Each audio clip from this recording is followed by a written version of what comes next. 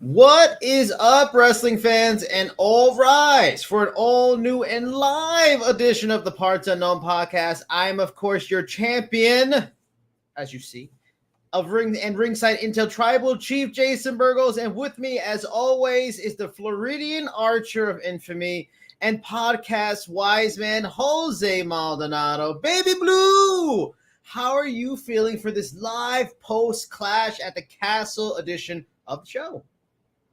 I'm feeling confused because apparently I missed the moment where you cashed in the Money in the Bank and claimed the gold, man. Good Lord, you know what I mean? I had that Bronx Money in the Bank, baby, and I cashed it in. You didn't see it? Tell you, man, that all hail the new champ, you know what I mean? But fresh off of, Clash at the Castle, feeling good about it. We can get into it. But the show, I think, delivered for the fans. Lyon, France set a really high bar for European fans. I'm not sure if Scotland got there, but we can get into that. And please, and we're live, we're talking this and stuff like that. And also, just want to give a shout out to the wife, Charlene. Thank you for the early Father's Day gift. It is lovely. It is a belt built for a champion. But if you're here, you're watching, you're with us here. Well, of course, we're going to talk about Clash of the Castle, which had a fantastic end to the show, which I predicted. I got all my predictions right except for one. Chad Gable, you let me down. Of course, we're going to talk Clash of Castle match tonight. Any surprises? We're going to go through that card. We're going to talk about Chad Gable. He is officially re-signed, while it looks like Ricochet is on the way out. We're going to also talk about, it seems based on what they were showing during the show, that Bo Dallas / Uncle Howdy and his faction are imminent. Maybe they're showing up on Monday on Raw. Maybe they're showing up next on Friday on SmackDown.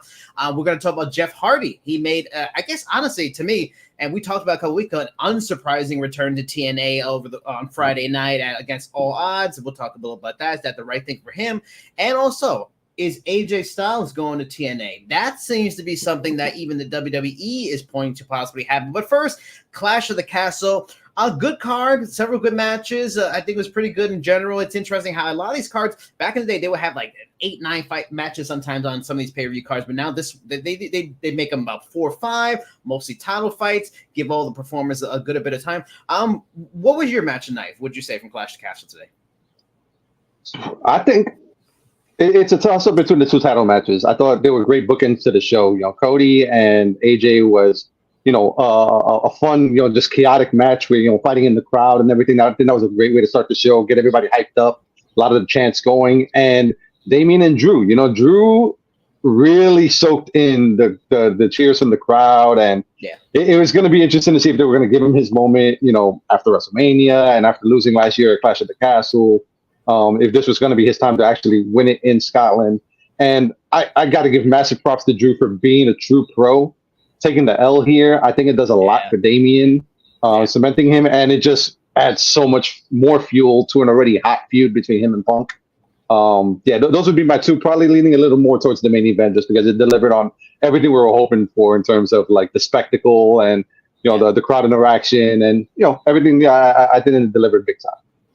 And also for you folks watching out there, please comment. We're live on StreamYard. We can get your comments. We'll add it to the show. We'll talk and let us know your thoughts wherever you watch. If you're watching on the Ringside Facebook, if you watch it on the Ringside YouTube, or our sister site Sportsnet, we're on the live Sportsnet Twitter account talking. Please comment. Let us know what you thought of the event.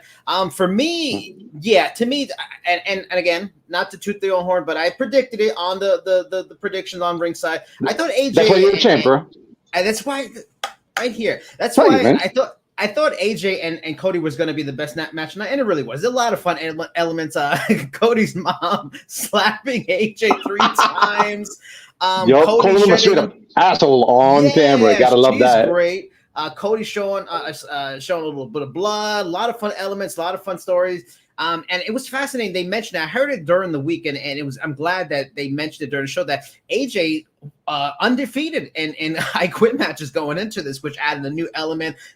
Cody was the good guy, so he's not going to quit, stuff like that. But I thought it was a great match. But in terms of just fun, again, I'm not to toot the horn, but I predicted CM Punk was going to show up And if you don't believe me, go to Ringside Intel. I posted the article a couple of days ago. I predicted CM Punk was going to show up, get in the match, and course Drew his title, his dream moment, and that's exactly what happened. That was the most fun for me. So before I get to any surprises, since we're talking Punk and we're talking Drew McIntyre, and I just feel this is where we're going. And you made some great points about why. It really Drew, is great for Damon, assuming that he's healthy. He had a little bit of a spot during that match where he got caught in ropes. Yeah, that was good.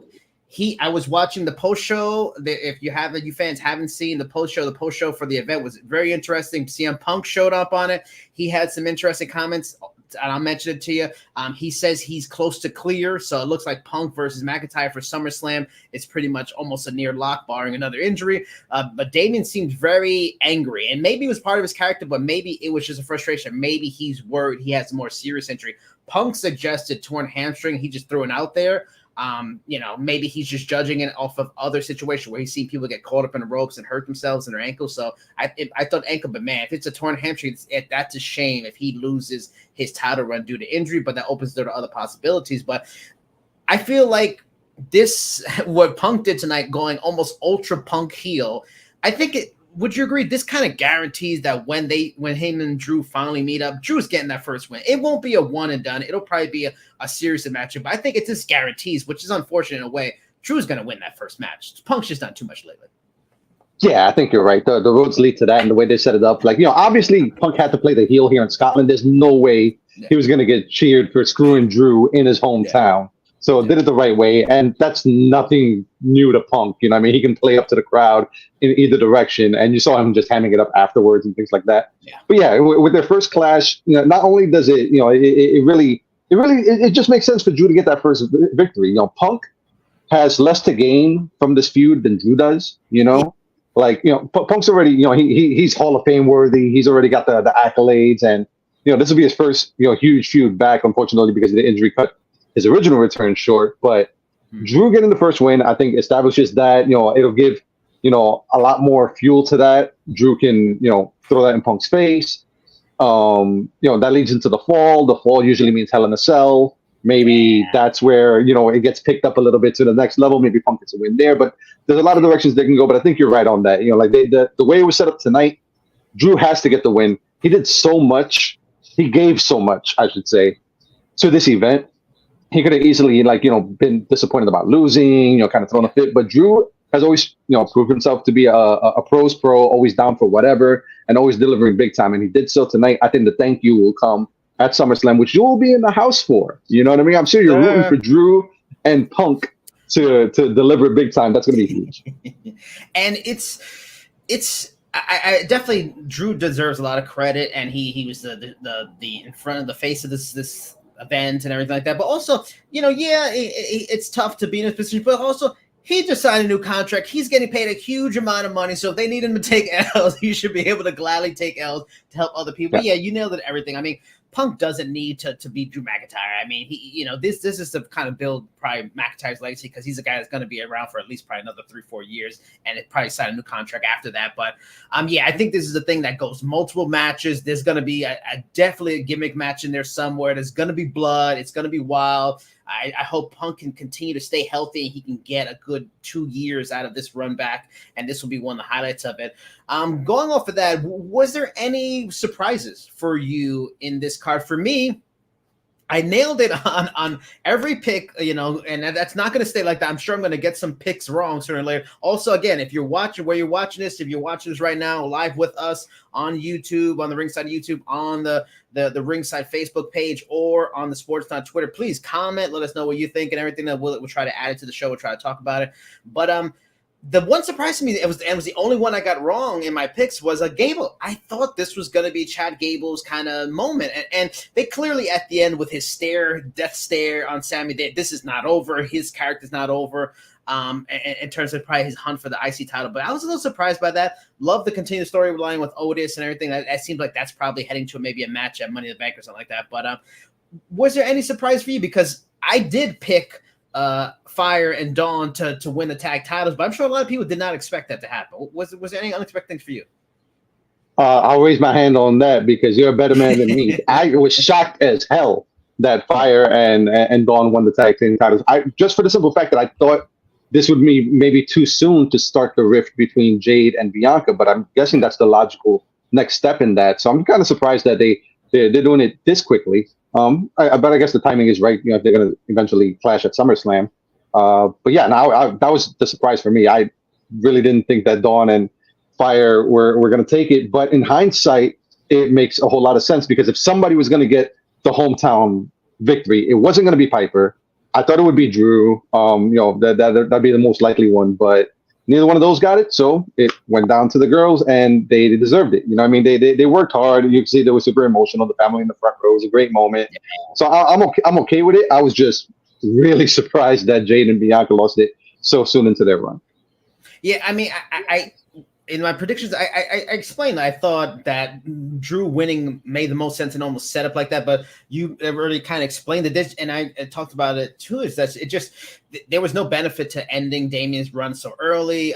Drew didn't necessarily need it. Also, that's why I thought Punk would get involved because once Judgment Day was not, you know, barred from ringside, you just have to. McIntyre Punk's going to be one of the biggest feuds of the summer, and you just have to continue to build that because Punk had kind of been off TV for like the last few weeks.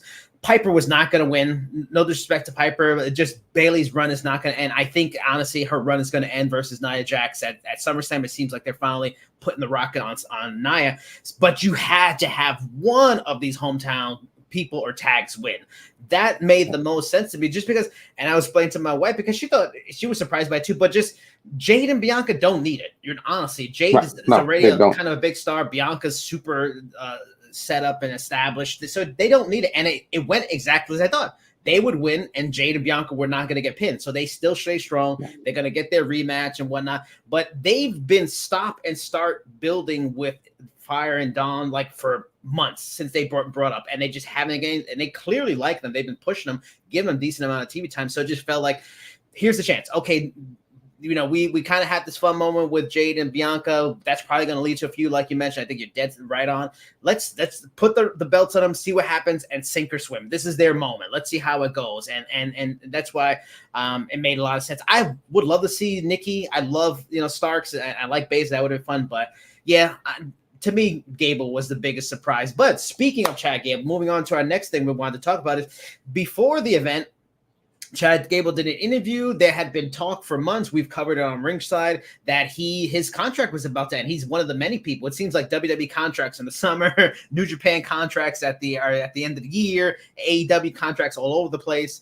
But yeah, Chad Gable is re-signed. He stayed. He had a great quote about the reason behind his re-sign was pretty much that when it comes to Triple H taking over, when Triple H says he's going to do something, he delivers. Like, he's become a guy that you can trust, and the performers believe and they feel that he's going to deliver. And that was a huge reason why he resigned. That's great, you know, that like they're trying to get people involved. When they say they're going to do things, they're going to do it.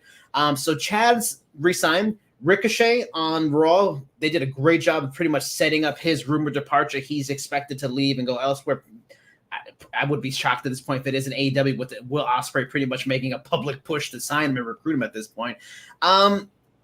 What do you think? Keeping Gable, maybe, because if they wanted Ricochet, maybe they can throw a bag at him if they felt he's valuable. I feel it's the right way. Gable's the more upside guy. What do you think between the two of them? Are they making the right choice on making sure Gable stays? And if Ricochet goes, it is what it is. Yeah, you know, it's clearly the right choice. You know, Ricochet had kind of a storyline going where Braun's, I almost said Braun Strowman. A lot of Brauns in WWE right now, but like, you know, we're Braun Breaker. But, you know, he was mostly cannon fodder for Braun, and rightfully so. You know, you're trying to build up Braun. He's the new cat in town. But his storyline could have came and gone. Gable's storyline still has a lot of juice and a lot of stories still left to tell, as evident by tonight. You know, and so, you know, he's been on such a hot streak for such a while now. Way past the Shorty G era, you know, that's, you know, really great. But yeah, now Gable still has a lot to give. It was the right choice. You know, for both sides. I'm really glad that, you know, Gable didn't throw this opportunity away because he's been super featured every week. One of the most, you know, compelling stories in the company, and it's great for the company because, you know, the fans are really into it. The fans want to see Otis give Gable his comeuppance eventually, you know, and you know it's bound to happen, and we would have been robbed of that if they parted ways. So yeah, no, I'm glad it happened. It was the right choice in this case. Ricochet will be just fine. Yeah, we talked about it before. This was probably the most he was gonna give to WWE. He had kind of reached a ceiling, and yeah, it's he can go on and do things in AEW. How how much it'll mean is yet to be seen. But if nothing else, there'll be great matches, like I said, with Ospreay. They can reignite that rivalry. But he's better off moving on. Gable is the man to carry this story forward, and he's been super entertaining. And when the turn finally 100% happens with Otis, the fans are gonna love it. Gable has been such a jerk to him and to everybody else. So it's been great. So I'm glad to see Gable back for both of those reasons. Yeah, it's the right choice. Nothing against Ricochet, and it's a lot of potential. I think they've hindered him in a little way and kind of handicapped him in a way in that they've never let him be a heel. That's usually when a lot of people, they really take off as characters when they go heel and stuff like that. And Chad is, I mean, it's in a weird way, we are in a new era, but Chad is pretty much like the perfect WWE talent.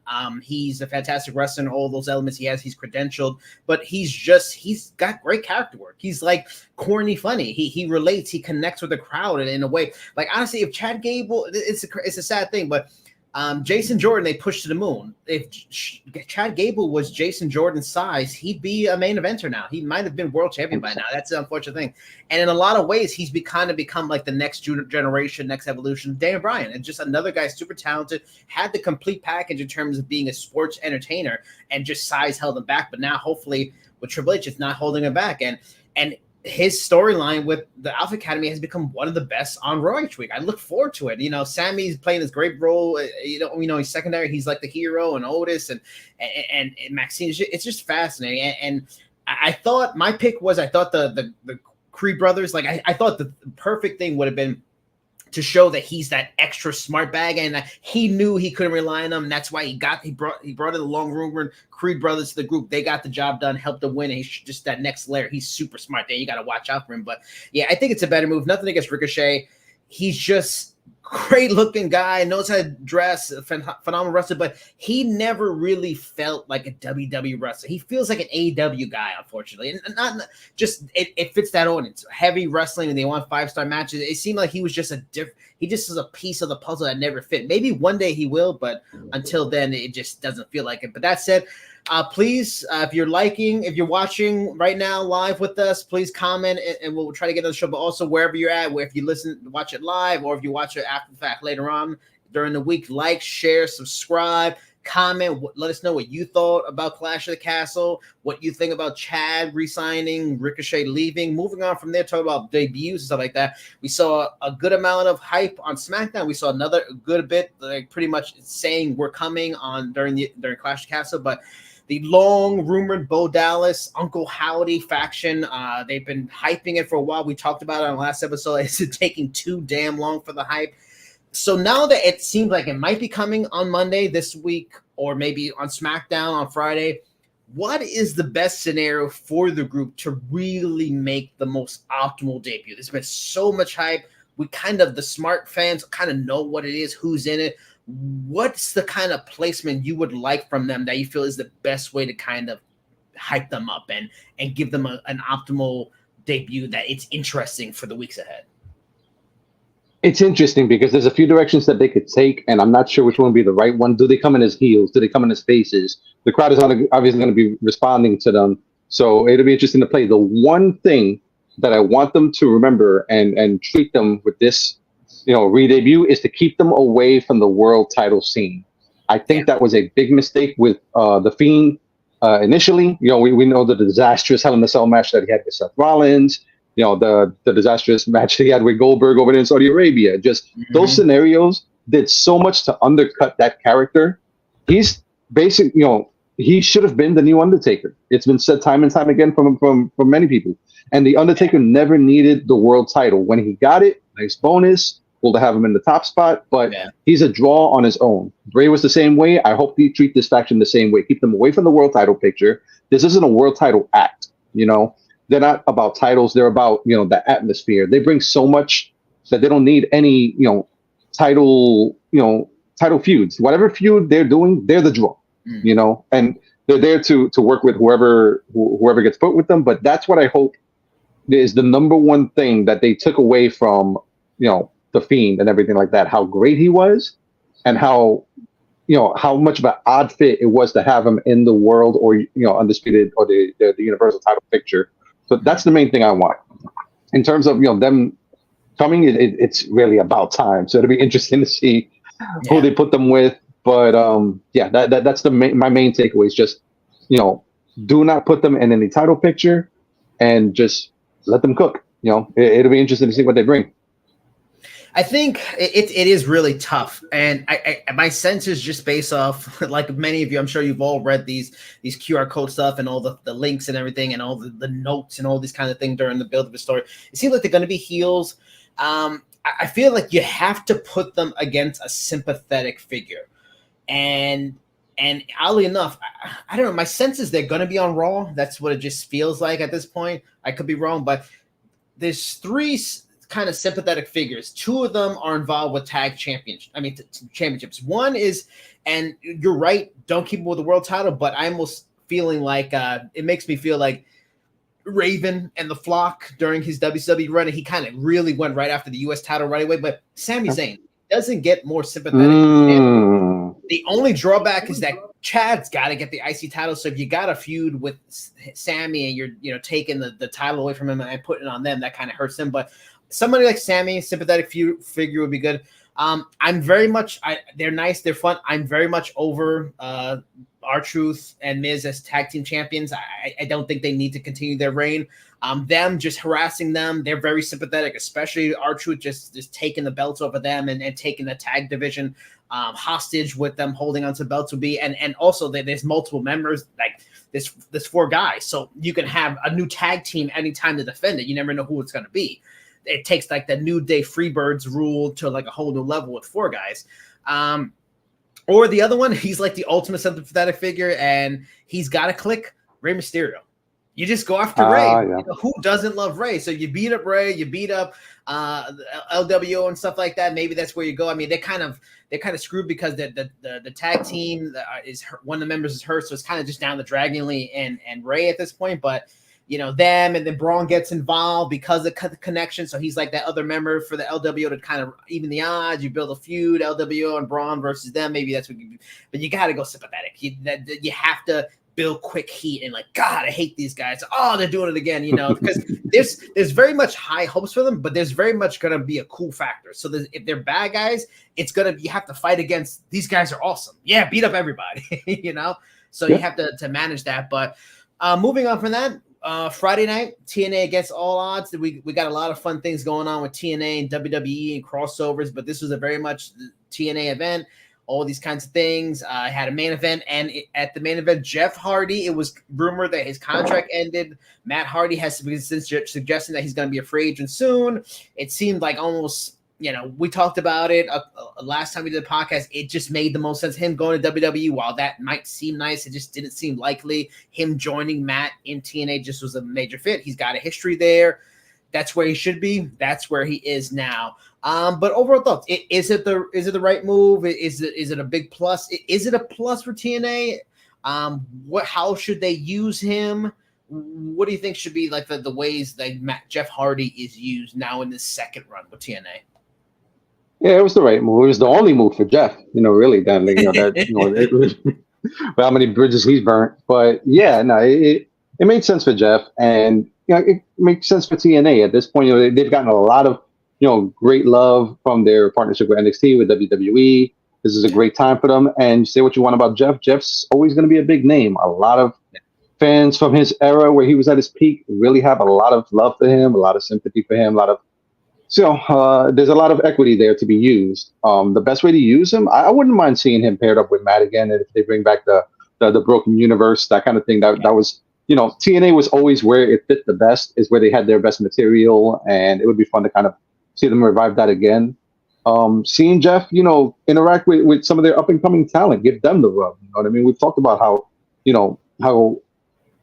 much the crowd loved like somebody like Joe Hendry. You know what I mean? So to see him interact with Jeff, that would be fun to see. I expect Joe to show up on NXT this Tuesday, but that's another thing. But yeah, things like that. I think that's the best use for Jeff, is just the elder statements at this point. He's not he shouldn't be at the top of the card. He shouldn't be that kind of a thing. He should be a draw on his own, similar to what we were talking about with the Wyatts. But I think that's the best course for Jeff. And honestly, it really just makes the most sense for him as well. I mean, he's shown time and time again when you give him a position like that, a top position, it's not necessarily what he's into. He's best as just kind of doing his own thing, and there's nothing wrong with that. I think that would be the best fit for him. But good on him for finding his way back to TNA. I'm sure he'll have fun with his brother, and hopefully great things for him and the company. Yeah, I mean, just to throw this out there, Jeff's 46, Matt's 49, and they've got tons of wear in their body with some really physical, hard-hitting matches. So I mean, they're just, and Matt looks at no disrespect to him and stuff like that. So yeah, just like we were mentioning with Punk before, like Punk doesn't need to get wins over Drew McIntyre. He probably won't get many. This is helping to build other people. So yeah, that's the kind of perfect position. And I think really, like the Jeff Hardy character will be legendary. He's going to be a WWE Hall of Famer and stuff like that. But if he wants to keep it fresh and interesting, yeah, now that Matt has finally pulled the trigger on bringing back Broken Matt, he's got to go Brother Nero. They've got to do that. They've got to go full Hardy compound, all that kind of stuff. TNA is at an interesting tipping point. There's some really strong possibilities, even though Scott D'Amore left. This working relationship with WWE, NXT, there's some chance, this is the kind of thing that can bring some extra attention. That was one of the rare things when Matt Hardy did the Broken Matt stuff, that it was a big, hot, viral thing outside WWE at the time. Like that was being talked about, it really helped boost TNA up again and, take the most of it, help build other stars and stuff like that, and it begs the other question I had about this.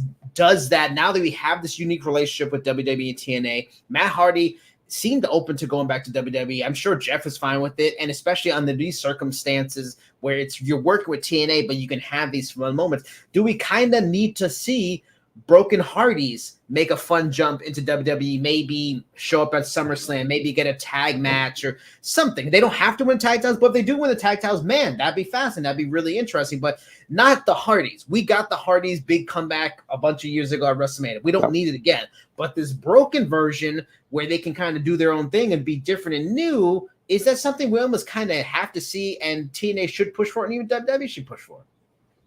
Yeah, no, I agree with that. Yeah, the Hardys, to your point, they had the big comeback. They had the big moment at Mania all those years ago. That was the apex of that. Now people want to see the broken stuff. And it just makes a lot of sense to them too, for what you said. The ages where they're at right now, all the wear and tear, we can't expect the peak Hardys to be themselves in the ring. But they can bring a bunch of creative stuff through the Broken Universe, through the vignettes, through that kind of thing.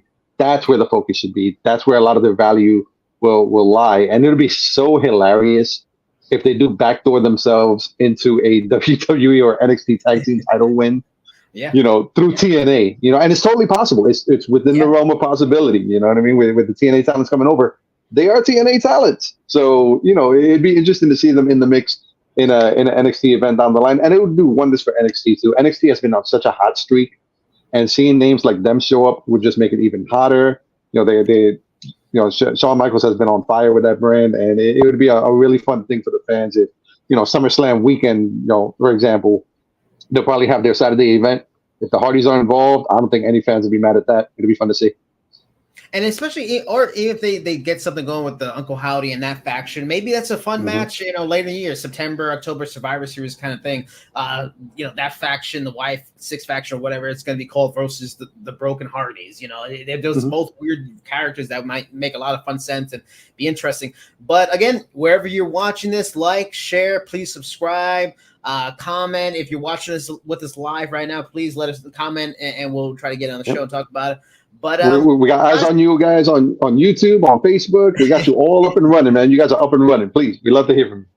Last question, and it's on that same tilt of crossover with WWE and TNA, and I did a story on Ringside about it. AJ Styles was asked by a regular member of the media before Clash of the Castle this week I think it was on Friday, about his interest in maybe going back to TNA, because AJ Styles connects with TNA. He's very much, AJ is to TNA what Sting was to WCW in a lot of ways. Like the face, just the guy that was always there, a main eventer, constantly, long history. About him maybe going back to TNA with this kind of crossover thing, just to make an appearance and stuff like that. And he was all for it. He's kind of hoping for it. And I thought, okay, that's a media member. But during the press the press conference, the WWE press conference on the day before the event, Michael Cole asked AJ Styles about the idea of going back to TNA. So this isn't like some media thing and it's a story. The company is kind of throwing the idea out there. So it just feels like a no-brainer. And especially now that AJ lost, I quit. I don't know where you go with him. There's tons of things you can do, but he's mentioned he just wants to have fun and he knows his career is coming to an end. I don't know how you don't do it. It's such a fun thing. You know, you send AJ over there. Maybe Moose makes an appearance on TNA on WWE TV, and you get that kind of trade-off and stuff like that. But this just has to happen. It will be one of the cooler moments of the year. Maybe Slammiversary, that's a big card in July, and maybe he becomes the champion. That's a big win for TNA. It makes them still look AJ. Look, we are WWE guy, went to TNA, became the champion. It just seems like a win-win. It doesn't have to happen. Yeah, Michael Cole asking AJ about TNA. What a world we live in. You know what I mean? We're a long way removed from. TNA chant started in Scotland. That's fantastic. It's hilarious to see in all the best ways, man. But yes to all of the above. I think it just makes all the sense in the world. AJ seems down for it. So much, love for him. He helped put TNA on the map back in the day. So much history there. Would be a great capper on his career if it is indeed starting to wind down. Slammiversary is the perfect venue for it. You know what I mean? It's one of their big events. It's in the name, Slammiversary, and he has a lot of history with the company. If they're going to celebrate that history, AJ being there, possibly winning the big title, that would be a huge feather in the cap for TNA. It would help cement the relationship between them and WWE, help bridge that gap. Yeah, I really hope it happens. And it really, to your point, it really has to at this point. If WWE themselves are starting to lay the breadcrumbs, they got to follow through at this point, or at the least they have to have plans to. It just makes too much sense not to. They wouldn't mention it otherwise. Otherwise, they're just setting fans up for disappointment for no good reason. So, I think we're going to see Styles in TNA sooner rather than later, and it's going to be super great. And just seeing the crossovers already with Jordan Grace coming to NXT, Tatum Paxley showing up Against All Odds. It's already happening. So. Makes all the sense in the world for AJ to show up. I'm sure he'll be well received. Now the question is going to be: is he going to be using the WWE theme song, or is he going to get ready to fly and bring back the TNA theme song? You know what I mean? That would be a nice little, Easter egg for the fans as well. But see, just little things like that make it so exciting to see. Yeah. I hope it really does deliver as much for AJ, for the fans, for the companies as we're hoping it does. Yeah, him bringing when their title, bringing it over to WWE for appearance on Raw would be great. And I can't. We all can't watch everything, and we try to watch WWE, try to watch AEW. Some things you're gonna miss, but this whole thing has certainly made me just far more interested in NXT, far more interested in watching TNA, and that's the point. That's why it benefits. New Japan, AAA, CMLL. You should be listening, because if you want to get noticed, it's going to be on WWE. It's not going to be AEW. I'm sorry. AEW is fantastic. You can have great matches, but you want to build your brand, go to the biggest company, and they're willing to work with people. That's why I wouldn't be surprised MLW, stuff like that, they start working with them and getting some things done. AJ showing up at TNA, if in advance, if it's hyped, man, that'll be one of the bigger things of the summer, one of the fascinating things of the summer, and I'm hoping for it. But yes, that is all for this live edition with the champ and the wise man. We're live. We're talking the Clash the Castle. Hope you enjoyed it. Please, again, like, share, subscribe. We'll probably be doing a lot more lives on the Ringside Facebook, on the Ringside Twitter, and on the Sports Not Twitter and the Ringside YouTube channel. But until next time, I'm Jason Burgos, the champ. He's Jose Maldonado. Bye-bye.